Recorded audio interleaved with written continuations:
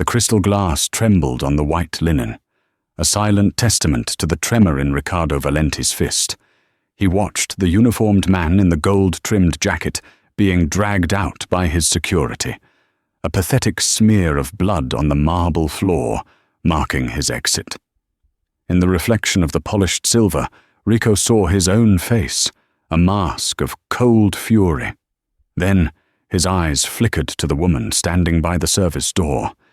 She didn't flinch. She just watched, her gaze as sharp and cold as splintered ice. He saw the flicker of a grim smile on her lips, just before the flash of police lights painted the room in strokes of red and blue. He knew, in that final, shattering moment, that the waitress had been his ruin. 3 weeks earlier, that same restaurant had been his kingdom. The air, thick with the scent of truffle oil and old money, parted for him as he walked. His lieutenants, Silvio and Gino, flanked him, their expensive suits failing to hide the brutish set of their shoulders. They took the best table, the one in the corner alcove that offered a panoramic view of the city lights and a clear line of sight to every entrance. Amelia approached the table, her steps measured, her notepad held loosely in her hand. She wore the restaurant's drab uniform, her brown hair pulled back in a severe bun. She was forgettable by design, another face in the service industry churn. "Good evening. May I start you with something to drink?" Her voice was level, professional. Rico didn't look at her. He was busy examining his own reflection in the back of a spoon, adjusting the knot of his silk tie. "The 82 Waitress, and don't let the sommelier open it. I want to see you do it. If you spill a single drop, you'll be drinking it off the floor." Silvio snickered. Amelia's expression didn't change. "Of course, sir." She returned with the bottle, handling the priceless vintage with an economy of motion that spoke of deep training. Her hands were steady, her movements precise. As she decanted the wine, Rico watched her, his eyes narrowed. He noticed the faint silver chain around her neck, a small, heart-shaped locket resting in the hollow of her throat. It was cheap, tarnished, a piece of junk that offended his aesthetic. "Where did you get that?" he grunted, gesturing with his chin. Amelia paused, her fingers hovering over the bottle. "It was a gift." "It's garbage. Take it off. It's ruining my appetite." A flicker of something, defiance maybe, crossed her face before being suppressed. "It's against policy for me to remove personal items while on shift, sir." Rico leaned back, a cruel smile playing on his lips. He enjoyed this, the small wars of will he always won. "Is it also against policy to keep your job?" Amelia's jaw tightened. She poured the wine, her movement still flawless. Not a single drop was wasted. She placed the glass before him. As she did, her sleeve brushed against a water glass, sending a single, tiny bead of condensation trickling onto the tablecloth. It was nothing. A molecule of water. But to Rico, it was a challenge to his absolute authority. His hand moved like a viper, striking. The back of his hand connected with her cheek with a crack that silenced the nearby tables. Amelia's head snapped to the side, her body stumbling back a step. A gasp rippled through the dining room. "Clumsy little thing, aren't you?" Rico sneered, his voice low and menacing. Amelia's eyes, now blazing with a fire she could no longer conceal, met his. She said nothing. Her hand went to her cheek, where a red mark was already blooming. Rico's gaze fell to the locket again. With a flick of his wrist, he reached out, snagged the delicate chain, and yanked. It snapped. The small silver heart fell onto the table. Before she could react, he picked it up, held it between his thumb and forefinger, and squeezed. The cheap metal crumpled with a soft crunch. He dropped the mangled piece of silver into his wine glass, where it sank into the deep red. "There," he said, pushing the glass away in disgust. "Garbage where it belongs. Now get me a fresh glass. And a new waitress. He turned away, dismissing her as he would a fly. He didn't see the look in her eyes. It wasn't fear. It wasn't tears. It was a cold, calculated promise of annihilation. He was too arrogant to notice that as she walked away, her eyes weren't on him, but on the precise model of the encrypted phone Silvio had placed on the table, the faint, unique scar above Gino's left eyebrow, and the subtle bulge of a custom-made holster under Rico's jacket. She wasn't a waitress. She was a predator, and he had just wounded her. Amelia didn't go to the manager's office. She walked straight through the kitchen, out the back door, and into the alley. She leaned against the cold brick, the sting on her cheek a dull throb compared to the icy rage solidifying in her chest. She pulled her phone from her pocket, her fingers flying across the screen, not with the clumsiness of a waitress, but with the deadly precision of a trained operator. She pulled up a secure file, one buried under layers of encryption. It was a dossier, filled with grainy photos, redacted documents, and newspaper clippings. The file name was simple: Valente. She swiped to a photo of Rico, taken from a distance. With a few taps, she activated a program. It began cross-referencing his known associates, financial holdings, and communication patterns. She wasn't just a waitress who had been slapped. She was Amelia Cole, formerly of the 75th Ranger Regiment's intelligence support team, a ghost who had spent 2 years building a new life of quiet anonymity. Her apartment was a small, 2-room walk-up above a laundromat, a place that smelled of bleach and regret. But inside, it was a different world. One wall was covered in a corkboard, crisscrossed with strings connecting photos of Rico's organization. Maps of the city were marked with suspected safe houses and dead drops. A powerful computer rig sat on a cheap folding table, its monitors glowing with lines of code. This was her real life. Waiting tables was just the camouflage. She had been tracking Rico Valente for a year, ever since she'd overheard a name in a coffee shop, a name from her fractured past. Valente. The man responsible for the fire that had orphaned her, the man whose criminal empire was built on the ashes of her family. She had been gathering intelligence, biding her time, waiting for the right moment. He had just given it to her. The slap was an insult. Destroying the locket, that was a declaration of war. It was the only thing she had left of her mother. She sat at her terminal, the red mark on her face, a stark reminder in the screen's reflection. She began to type, her movements a blur of controlled fury. Rico Valente thought he had humiliated a powerless girl. He had no idea he had just armed a weapon pointed directly at his heart. The next evening, the knock on her door wasn't a polite tap. It was the heavy thud of a fist. Amelia froze, her hand hovering over her keyboard. She wasn't expecting visitors. She moved silently to the peephole. Silvio. And Gino. Her blood ran cold. She backed away, grabbing a heavy iron skillet from the stove, her mind racing through escape routes. The door splintered inward, kicked off its hinges. The two thugs filled the doorway, their expressions a mixture of surprise and contempt as they took in the humble apartment. "Boss was curious about you," Silvio grunted, stepping inside.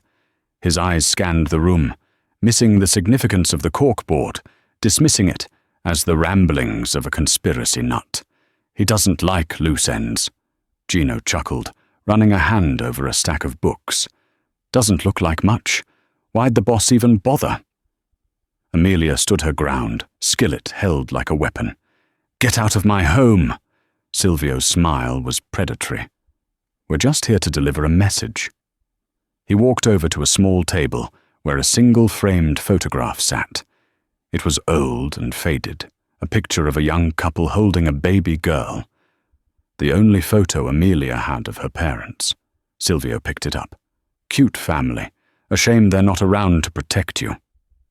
With a casual flick of his wrist, he tossed the frame to the floor. The glass shattered.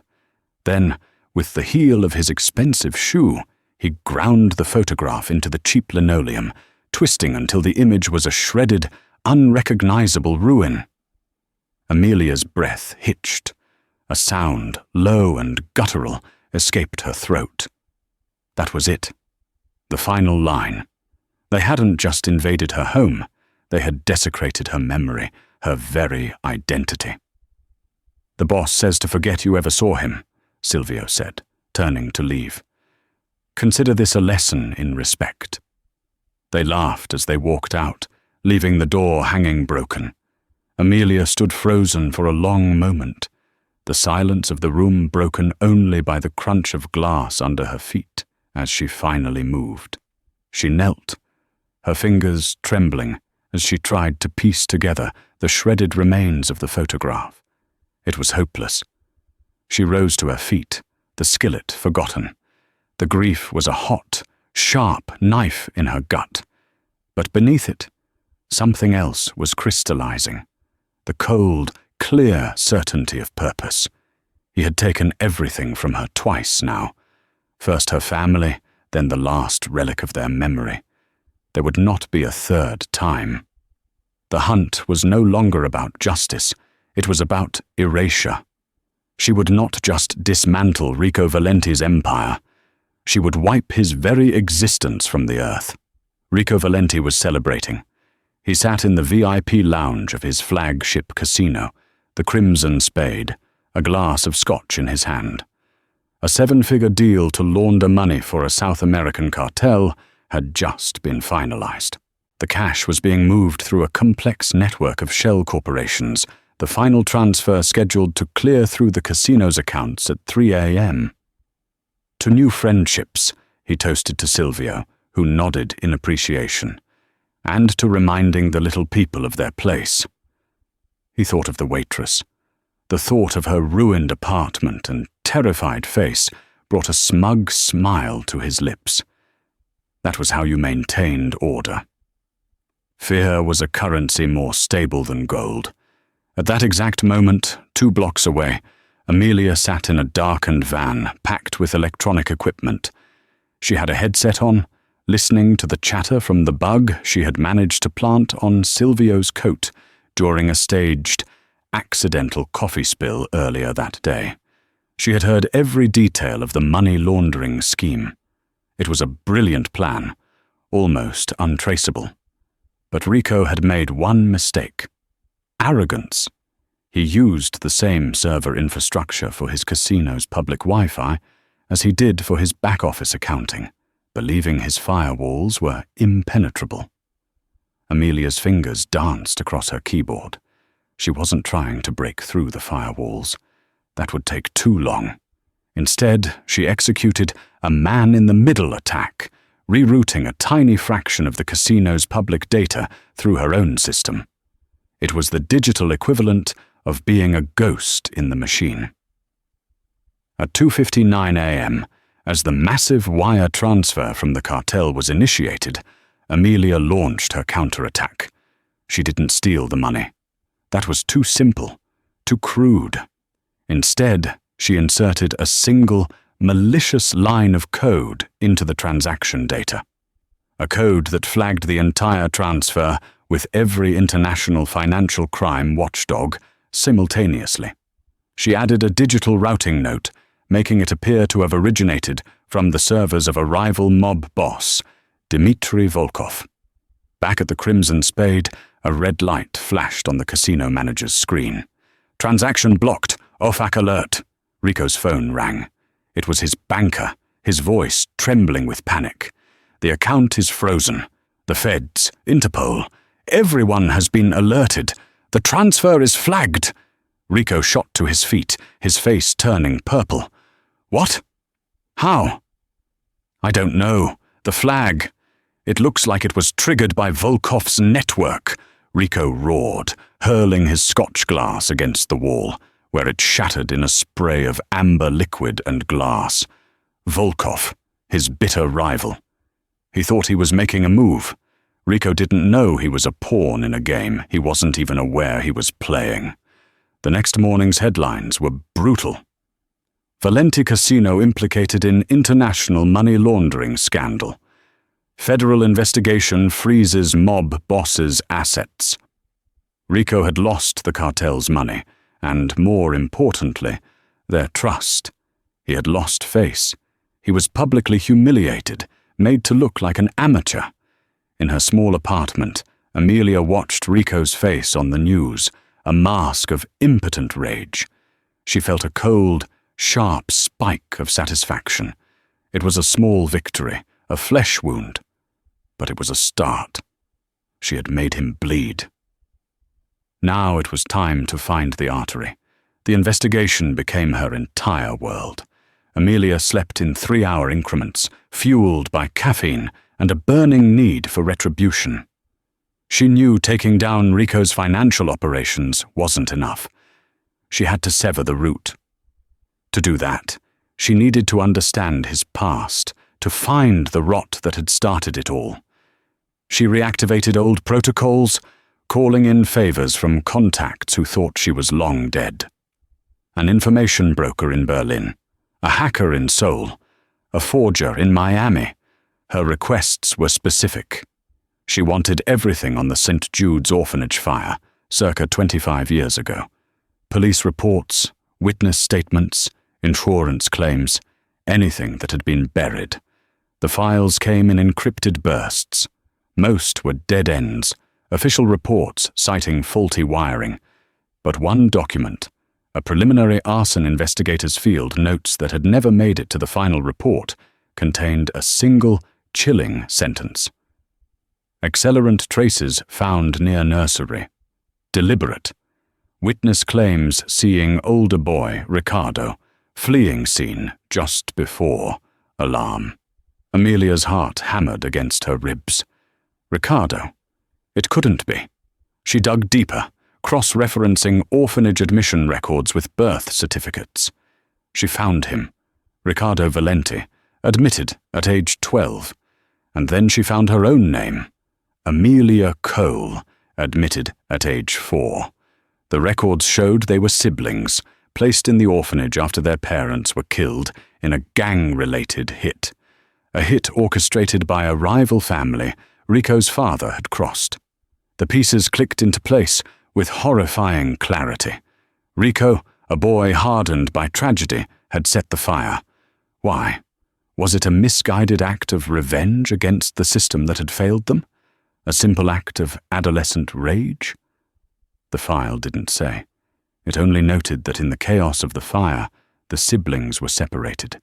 He was sent to a juvenile detention center, where his criminal life began. She was rescued by a firefighter and eventually adopted by the Gables, a kind couple who gave her a new name and a new life. The hunt was no longer for a faceless monster. It was for her brother.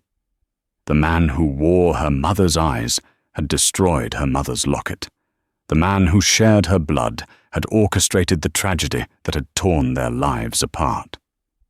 She needed proof, something undeniable that would link the powerful mob boss to the scared, angry boy who set a fire. She needed to get inside his home.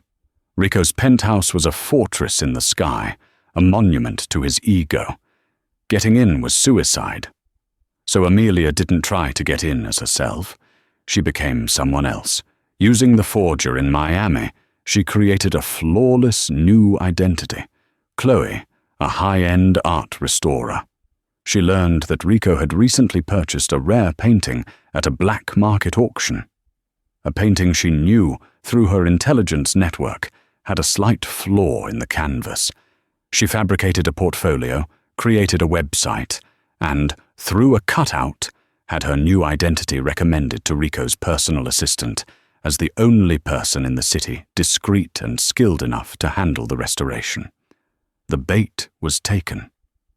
Dressed in a chic, professional pantsuit, her hair cut and dyed blonde, Amelia walked into the lion's den.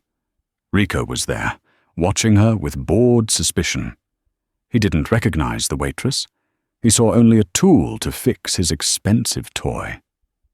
"Don't touch anything but the painting," he warned, his voice a low growl. "I wouldn't dream of it," Amelia said, her voice altered to a higher, more cultured pitch. "I'll need to work here for a few hours. The light is perfect." He grunted and left her alone with his art and his secrets. The moment he was gone, she went to work. The painting was irrelevant. She pulled a small, custom-built device from her bag, a wide-spectrum RF scanner. She swept the room, mapping out every wireless signal, every hidden camera, every microphone. She found the master control panel hidden behind a bookshelf. Disabling it was easy. Her real target was his office. It was locked with a biometric scanner. Child's play. She had lifted Rico's fingerprint from the wine glass at the restaurant, using a piece of clear tape. She'd since transferred it to a thin latex film. She pressed it to the scanner. The light turned green. The door clicked open. The office was opulent, cold and sterile. She moved quickly, her eyes scanning for a safe. She found it behind a large, abstract painting. A combination lock. She didn't have time to crack it. Instead, she affixed a small device to the dial, a micro-vibration recorder. She would analyze the tumblers later. Her eyes fell on his desk. On it, beside a crystal ashtray, was a heavy, silver box. It looked old. Personal. She lifted the lid. Inside, nestled on a bed of faded velvet, was a heart-shaped locket, identical to the one he had crushed, only this one was pristine. And beside it, a photograph, creased and worn from decades of handling. A picture of two small children. A boy with dark, defiant eyes, his arm wrapped protectively around a little girl with a bright, trusting smile. It was them. A wave of nausea and fury washed over her. He knew. He had a memento of her, of their life before, and he had looked her in the face and destroyed its twin without a flicker of recognition. Or worse, he had recognized it and destroyed it anyway. She took a picture of the locket and the photo with a microcamera. That was the proof she needed, not for the police, but for him, for his world. She had the key to his past, the one thing his money and power couldn't protect him from. Now, she just needed the right stage to use it. The annual Gotham City Charity Gala was the pinnacle of the social calendar, an event where the city's elite gathered to flaunt their wealth under the guise of philanthropy. This year's guest of honor and keynote speaker was Riccardo Valenti, praised for his recent and very public donations to the city's orphanages. The irony was so thick it was suffocating. It was the perfect stage, the ultimate monument to his hubris. Amelia needed an ally on the inside, a ghost to move where she couldn't. She found him in the shell of a man named Dubois, the manager from the restaurant. Valenti had had him fired and blacklisted, a casual act of cruelty that had cost the man his home and his dignity. Amelia found him working as a busboy at the hotel hosting the gala, his eyes haunted, his shoulders slumped in defeat. She approached him in the steamy heat of the hotel's back alley loading dock. She didn't offer sympathy. She offered a weapon. "He ruined you," she said, her voice a low, steady hum against the clang of dumpsters. "For a drop of water on a tablecloth." Dubois flinched, refusing to meet her eyes. "Leave me alone. I don't want any more trouble." "Trouble is what he deals in," Amelia countered. She showed him her phone, displaying a single line from Rico's financial ledger, a payoff to a health inspector to shut down a rival restaurant. "I have everything. I can burn his entire world to the ground. But for my plan to work, I need access to the AV booth during the gala. You can get me that." The man's hands trembled. "He'll kill me." "He's already killing you," she said. her voice softening just a fraction. "He's letting you die slowly, one humiliating day at a time. Help me, and you will see him pay for more than just your job. You will watch him lose everything, just like you did."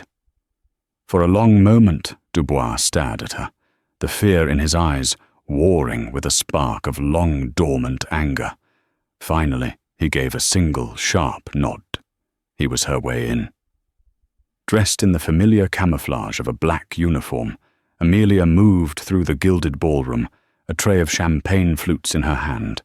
Her eyes scanned the layout, not as a server, but as a soldier surveying the battlefield. The main stage, two massive projector screens flanking it, the AV booth in the back. That was her kill zone. She saw Rico arrive, a conquering hero. He preened for the cameras, his smile a predatory slash of white. He shook hands with the mayor, clapped the police commissioner on the back. He was untouchable, a wolf who had convinced the sheep he was their shepherd. As he passed the bar, he spotted Dubois collecting empty glasses.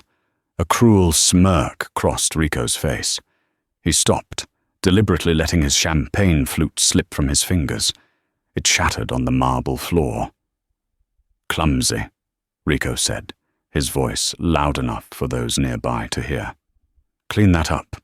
You wouldn't want to ruin my appetite." He dropped a crumpled dollar bill onto the puddle of champagne and glass, then walked away, laughing. Amelia watched Dubois kneel, his face a mask of shame as he picked up the broken shards. Their eyes met across the crowded room. In that moment, she saw his resolve harden from a fragile hope into unbreakable steel. He was ready. An hour before the main event, Dubois staged a diversion, a staged argument with another busboy that drew the attention of the floor supervisor. In the chaos, he slipped Amelia the master keycard to the AV booth. The technician inside was a young kid, absorbed in a game on his phone. A whispered lie about a faulty microphone on the podium was enough to send him scurrying off. She had 5 minutes, a lifetime. She plugged a USB drive into the main console, a simple program uploaded, a ghost in the machine designed to give her remote access to the projectors and the sound system from a burner phone. She was out of the booth and back on the floor in less than 3 minutes, melting back into the anonymous ranks of the service staff. Later, as the lights dimmed, Rico took the stage to a storm of applause. He stood at the podium, a portrait of magnanimous power, basking in the adoration of a city he secretly bled dry. "They say family is the most important thing a man can have," he began, his voice a smooth, practiced baritone that filled the cavernous hall.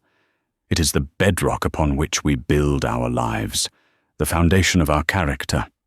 I may not have had a traditional family growing up, but I consider this city, and its most vulnerable children, my family." Amelia stood near the back wall, by a service exit, her heart pounding a steady, martial rhythm. She took out the burner phone, its screen casting a faint glow on her impassive face. "I know what it's like to have nothing," Rico continued, a fraudulent tear glistening in his eye as he looked out at the sea of wealthy patrons. "To lose everything in a fire, to be alone in the dark. That is why I have dedicated my life to ensuring no child in this city ever feels that cold, that fear." Now, she pressed the button. The two massive screens behind Rico flickered. The gala's elegant logo vanished, replaced by an image that made the entire room gasp. It was the faded photograph from the silver box. A young boy with dark, defiant eyes, his arm wrapped protectively around a little girl with a bright, trusting smile. Rico faltered, his words catching in his throat. He glanced behind him, his practiced smile freezing on his face. He stared at the image of his forgotten past, his face draining of all color. The room filled with confused murmurs. Then, a new image appeared on the left screen. The pristine, silver heart-shaped locket from his safe, On the right screen, a stark, high-resolution picture of the crumpled, mangled locket she had fished out of his wine glass. A woman's voice, clear and amplified, cut through the growing unease, hijacking the ballroom's state-of-the-art sound system. It was Amelia's voice, pre-recorded, stripped of all emotion, cold as a final verdict. "You talk about family, Ricardo? Let's talk about family." The images on the screen changed again. This time, it was the arson investigator's secret field notes, blown up for all to see. The damning words were highlighted in a blood-red box. "Accelerant traces found near nursery. Deliberate. Witness claims seeing older boy Ricardo fleeing scene just before alarm." "What about the family you burned?" the voice echoed, each word a hammer blow. "What about the sister you abandoned in the flames?" Chaos erupted. The audience was on its feet, a maelstrom of shouting, pointing, and flashing cell phone cameras. Rico stood frozen at the podium, his mask of respectability shattered into a million pieces, exposing the terrified 12-year-old boy beneath. His eyes, wide with panic and disbelief, frantically scanned the crowd, searching for the source of his ruin. And then they found her.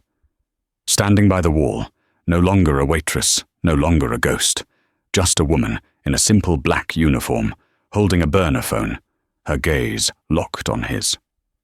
Her expression was one of cold, final judgment. In that moment, he knew. The waitress, the cheap locket, the defiance in her eyes. It all crashed down on him with the force of a physical blow, the sister he had tried to erase from his memory. His face contorted into a mask of pure rage. "You!" he roared, his voice cracking, the microphone amplifying his fury throughout the hall. He shoved the heavy podium aside and lunged off the stage, trying to get to her. "You worthless little—" His own security, reacting on instinct, grabbed him, their faces a mixture of confusion and fear. He fought against them, a wild animal caught in a trap of his own making. "Let go of me! I'll kill her! Do you hear me? I'll kill her!" Amelia didn't move. She let him scream. She let the entire world see the monster beneath the tailored suit. As his men struggled to restrain him, she calmly walked forward, stopping just out of his reach. The chaos swirled around them. But in that space, there was only the two of them. "Who are you?" he spat, his chest heaving, his face slick with sweat. "You know who I am, Ricardo," she said, her voice quiet, but carrying with lethal clarity. "You've always known. Every time you looked in the mirror and saw our mother's eyes. Every time you touched that locket you kept hidden in your desk." She reached into her pocket and pulled out the crumpled piece of silver. She held it up in the palm of her hand. "You just didn't want to remember." His eyes fixed on the mangled locket, and a flicker of something, not remorse, but a dawning horror of his miscalculation, crossed his face. "How? How did you do this?" A grim smile touched her lips. "You helped, every step of the way. You were so busy playing the king you never saw the board. When you slapped me, you thought you were putting me in my place. But all you did was give me a perfect copy of your fingerprint from the wine glass. The one I used to open your office." His jaw went slack. The biometric lock. It had been his own hand that had opened the door to his secrets. "Then you sent your dogs to my apartment to teach me a lesson," she continued, her voice a merciless scalpel. Silvio thought he was delivering a message of fear. He was. He delivered my microphone right into your inner circle. The heel of his expensive shoe. It picked up the custom listening device I dropped by my door when he kicked it in. It was smaller than a grain of rice. For weeks you told me every secret, every crime. Thank you for the delivery service." He stared at her, the blood draining from his face, leaving it a pasty, sickly white. Every secret meeting, every criminal conspiracy, every whispered threat. She had heard it all. He had been broadcasting his own downfall. And the money, he rasped, his mind reeling. The cartel's money. Volkov had nothing to do with it, she said, her voice a whip crack. That was me. Remember the coffee spill? The day I bumped into Silvio at the cafe? That wasn't coffee on his coat. It was a contact data cloning solution. While he was wiping his lapel, my phone was copying the entire contents of his, including the passwords to your offshore accounts and the details of the cartel transfer. You were so arrogant, you thought your only enemies were men like you. You never even looked at the waitress. He had armed his own executioner. He had handed her the knife and pointed to his own heart. Each act of cruelty, each display of dominance had been a gift to her, a tool for her arsenal. He was the architect of his own ruin. The wail of sirens, growing from a distant cry to an overwhelming shriek, finally cut through the pandemonium. Tipped off by an anonymous data drop from Amelia containing Rico's entire ledger of financial crimes and the new evidence of arson and murder from the orphanage fire, the police and FBI were swarming the hotel. They came for him on the stage, in front of everyone, the flashing red and blue lights painting his pale, sweating face. As they slapped the cold steel cuffs on his wrists, Rico's eyes never left Amelia's. His empire was crumbling, his reputation was ash, but all he could see was her face, the face of the family he had destroyed. Amelia, he whispered, the name a strange, foreign word on his tongue, a ghost from a life he'd set on fire. She looked at him, at the brother who had left her to die, at the man who had slapped her and destroyed the last piece of their mother. The fire in her eyes had cooled, leaving behind an unbreakable, chilling calm. The fire couldn't erase me, Ricardo, she said, her voice barely a whisper. Meant only for him. It only forged me. They led him out through the service corridors, the same path she had walked after he had assaulted her. The kitchen staff, the valets, the busboys, all the invisible people he had bullied and belittled for years, stopped what they were doing. They lined the hallway, not with anger or triumph, but with a silent, heavy stillness. They just watched as the great Ricardo Valenti, stripped of his power and his pride, was led away like a common criminal. Amelia stood among them, no longer one of them, but not separate either. She watched until the flashing lights disappeared and the sound of the sirens faded into the city's hum. There was no joy in her victory, only the quiet, hollow echo of a promise fulfilled. A figure stepped out of the shadows of the corridor. It was Dubois. His eyes were no longer haunted. In his hand, he held not a glass of water, but a simple, tarnished silver chain. I found this in the trash at the restaurant that night, he said, his voice thick with emotion. I thought you might want it back. Amelia looked at the broken chain, then at him. You took a great risk tonight, Dubois.